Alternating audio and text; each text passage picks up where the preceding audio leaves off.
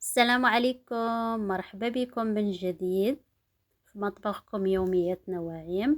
اليوم جيتكم بوصفة جديدة وماشي أي وصفة، محبوبة الجماهير، وصفة لازانيا. خديتها من عند واحد الشيف إيطالي من ريستو إيطالية وقلت نجربها معاكم، كتجي زوينة ولذيذة. دابا ندوزو لطريقة التحضير. بسم الله على بركة الله. هنا عندنا 5 ملاعق زيت نباتي. هنا عندنا 2 بصلات مقطعة ناعمة.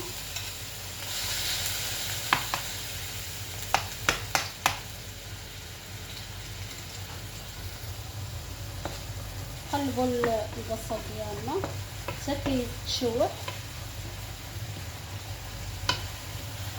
هنا كنحطوا اللحم ديالنا 700 غرام.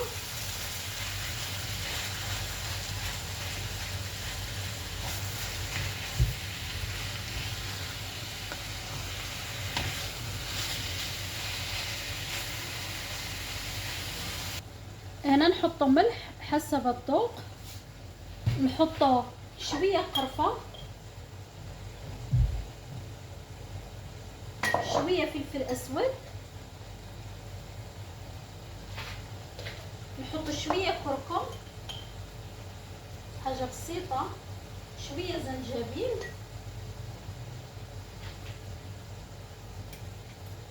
شويه بابريكا حاره، فلفل احمر حار عفوا، ثوم بودره،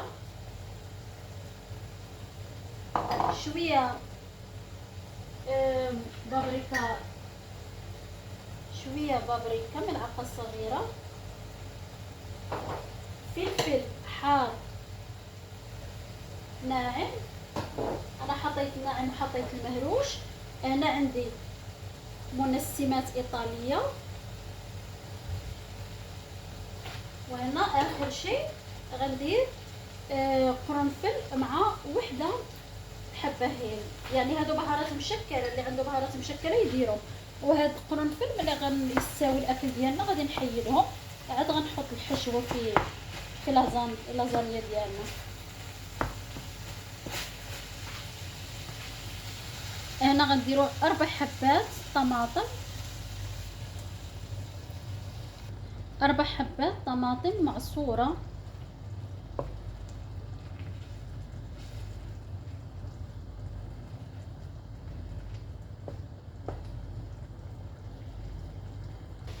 انا عندي 2 ملاعق معجون طماط، 2 ملاعق ما يكونوش عامرين باش ما تجيش حامضه. هنا نزيد عليها 2 ملاعق مويه دافي. دابا نغطي عليها ونخليها حتى تستوي ونرجع معاكم. البنات هذا هو الصوص ديالنا ديال المفروم مع الصوص الحمراء، هي هذه كيجي على هذا القوام هذا. هنا عندنا واحد الكاسرونه خاويه، ندير فيها 3 ديال ملاعق زبده. انا غنحط 4 ملاعق طحين.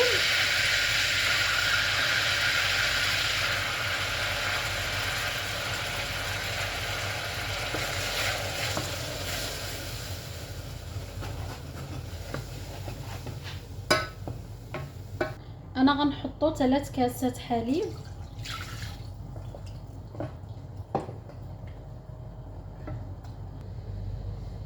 نزيد كاس حليب، يعني 3 كاسات.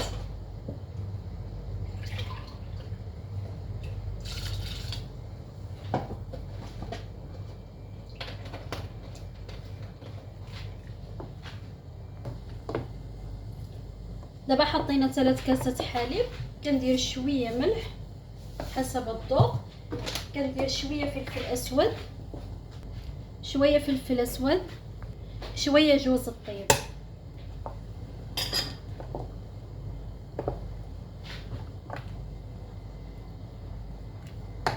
انا كنزيد مكعب ماجي.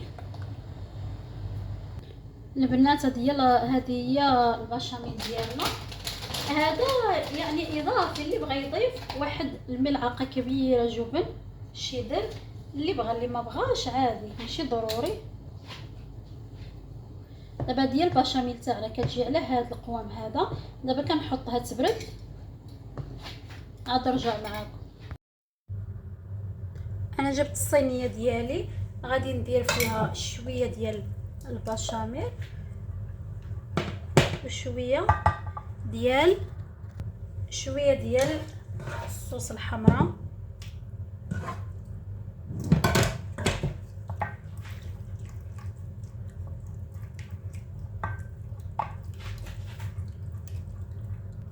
دابا كناخذوا لازانيا كنحطوها على هاد الطريقه هذه. بسم الله توكلنا على الله. كنبقى نفس الطريقه على الصينيه كامله. مني كنكمل الصينيه ديالي، وفي هاد الاحيان كيكون الفرن ديالي ساخن على درجه الحراره 180 من الفوق ومن التحت. وطبعا البنات انه لازانيا ما مسلوقاش، انا ما كتعجبنيش مسلوقه، انايا درتها كما هي نص ساعه نخليوها في الفرن ونرجع معاكم. وهذا الشكل النهائي ديال اللازانيا ديالنا بعد ما خرجنا الصينيه ديالنا من الفرن. راه كتجي زوينه والريحه يا سلام يا البنات. هذه لازان ديالنا الايطاليه اللي كيحبوها الكبار والصغار، قدمتها لكم مع شويه ديال الريحان وكتجي زوينه، ونتمنى تجربوها. وكتجي طريه ما شاء الله ما شاء الله، والريحه والطعم يا سلام. ولا عجبكم الفيديو ما تبخلوش عليه من الشير والتعليقات. بالصحه والراحه، مع السلامه.